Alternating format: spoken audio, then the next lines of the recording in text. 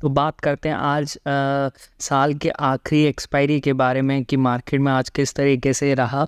ठीक है, मार्केट आज किस तरीके से मूवमेंट दिखा। ठीक है, तो निफ्टी की बात करें तो मार्केट निफ्टी में लगभग 60 पॉइंट की गैप अप के साथ निफ्टी आज ओपन होता है।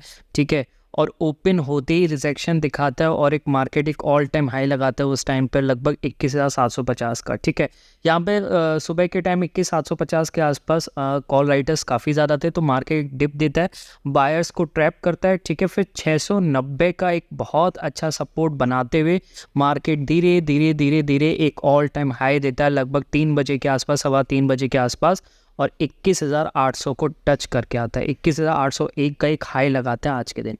ठीक है, तो मार्केट ने भाई बता दिया कि जैसे ही हमने कल डिस्कस भी किया था कि मार्केट क्या कर सकता है आज के दिन, है ना, लास्ट एक्सपायरी के दिन एक हाई लगा सकता है, और हमने डिस्कस भी किया था कि 21,800 का हाई लग सकता है इजीली।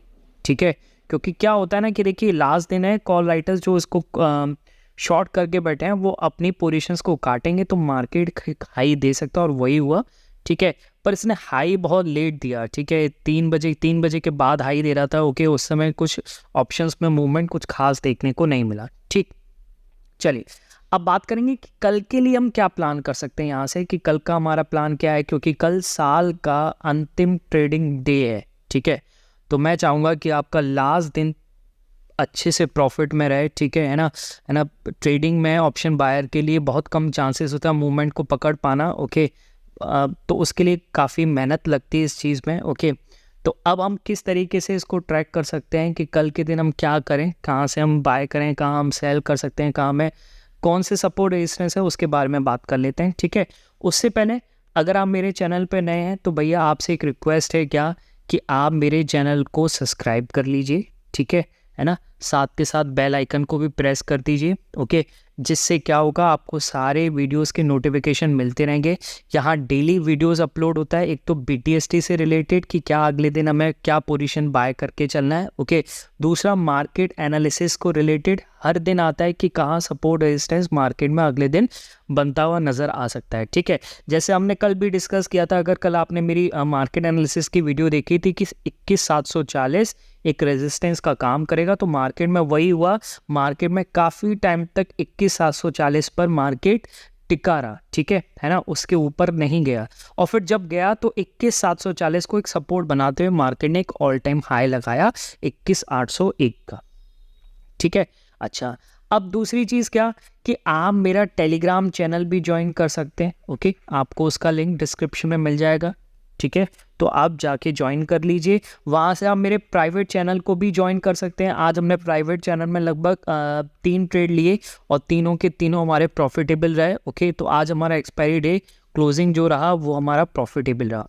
ठीक है, चलिए अब बात करते हैं कल के लिए हमें क्या प्लान बनाना है, निफ्टी में क्या किस तरीके से। सबसे पहले निफ्टी को देख लेते हैं। तो देखिए, अगर मार्केट में देखिए 3 तरीके से निफ्टी की ओपनिंग हो सकती है, हर मार्केट की 3 तरीके से ओपनिंग हो सकती है। ओके, मान लीजिए निफ्टी कल फ्लैट ओपन होता है। फ्लैट ओपन का मतलब कि लगभग 21,760 से, है ना, 21,790 के बीच में निफ्टी ओपन होता है।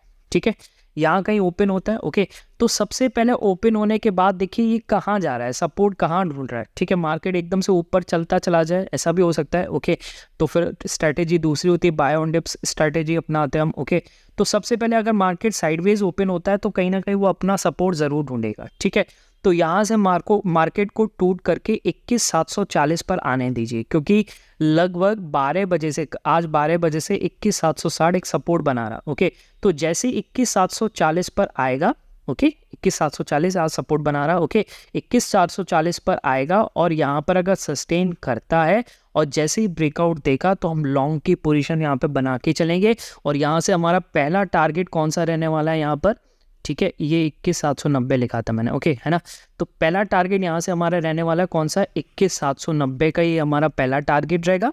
ठीक है, फर्स्ट टारगेट हमारा 21,790 रहेगा, और उसके बाद 790 के ऊपर भी सस्टेन, 790 पे भी सस्टेन करने लगता है तो हम अपने SL को ट्रेल करेंगे।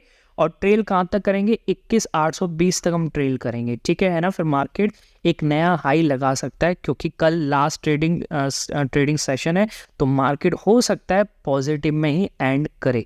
ठीक है, बात समझ में आ रही है।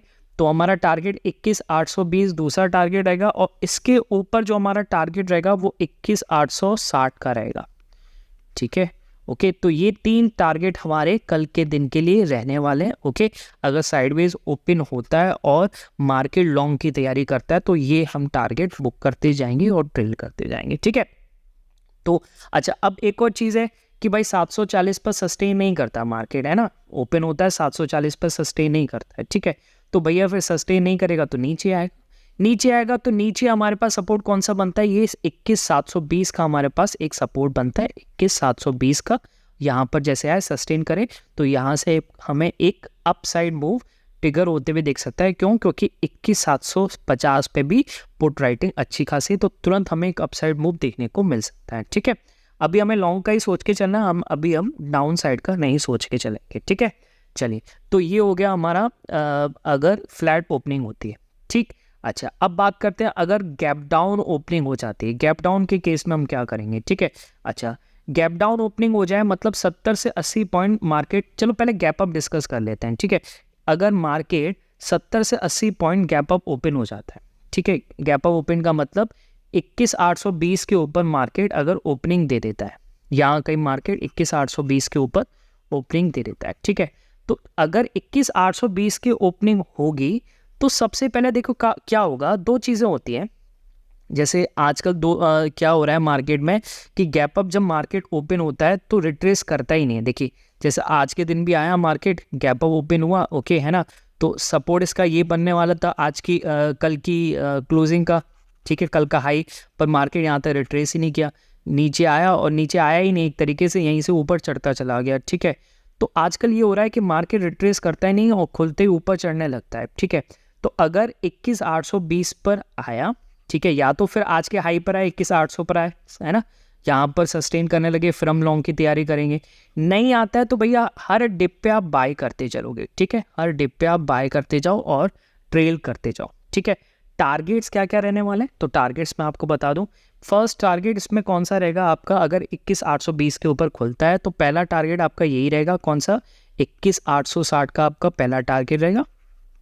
ठीक है, आप प्लीज़ नोट करते चलिएगा, पहला टारगेट आपका 21,860 का आपका पहला टारगेट रहेगा। इस पर मैं मार्क कर देता हूँ, 21,860 का पहला टारगेट, और इसके ऊपर रहेगा आपका 21,890 का आपका दूसरा टारगेट रहने वाला है।